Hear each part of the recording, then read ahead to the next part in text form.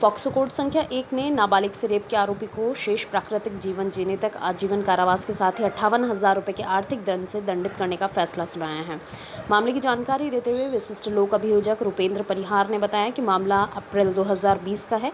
केकड़ी निवासी परिवादी ने पुलिस को रिपोर्ट सौंपी थी कि वह खेतीबाड़ी का काम करते हैं। रात के 3:30 बजे जब उनकी पत्नी ने उठकर देखा तो उन्हें उनकी नाबालिग बेटी पास में नहीं मिली।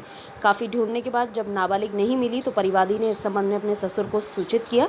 ससुर भी बच्ची की तलाश करने के लिए निकले, जहां रास्ते में उन्हें बच्ची लहूलुहान हालत में मिली।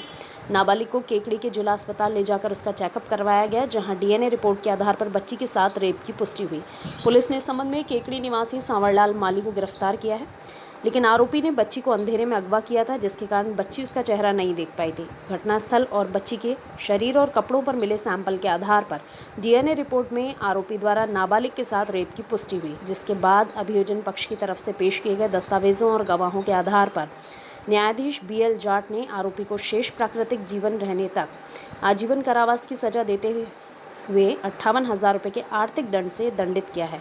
इस संबंध में न्यायालय ने टिप्पणी की है कि बच्चों के साथ बढ़ते दुष्कर्म के मामलों को ध्यान में रखते हुए आरोपी के साथ नरमी नहीं बरती जा सकती।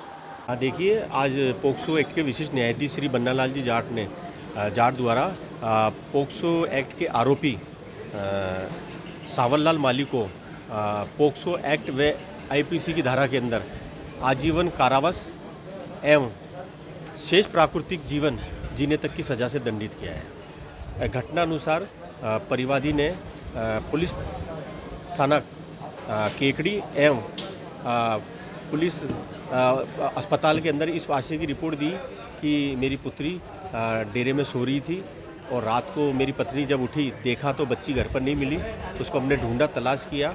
फिर परिवादी ने अपने ससुर को फ़ोन किया तो उसका ससुर गांव की तरफ जब आ रहा था तो बच्ची इसको रास्ते पर लहूलुहान अवस्था के अंदर मिली। उस बच्ची को तत्काल केकड़ी जिला अस्पताल लेके गए। अस्पताल में डॉक्टर ने उसको चेक किया तो उसकी स्थिति बहुत नाजुक, उसके शरीर पर प्राणघातक हमला होने से काफ़ी चोटें थी और उसके प्राइवेट पार्ट पर भी गंभीर चोट थी।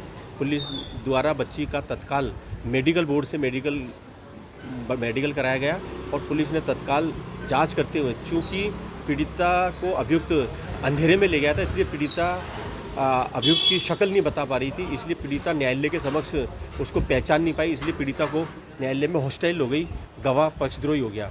लेकिन पीड़िता के जो अभियुक्त ने जिस स्थान पर दुष्कर्म किया उस स्थान से जो पीड़िता के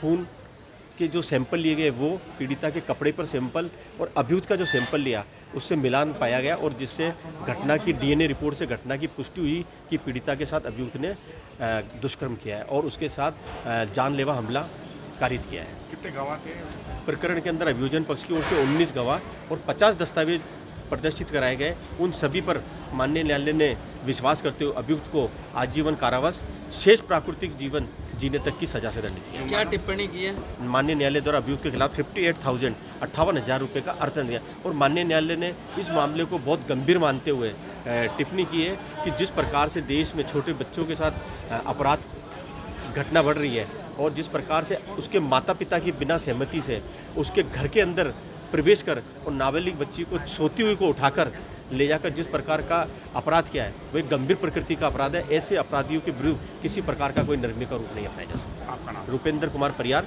विशिष्ट लोक अभियोजक, पोक्सो कोड संख्या 1।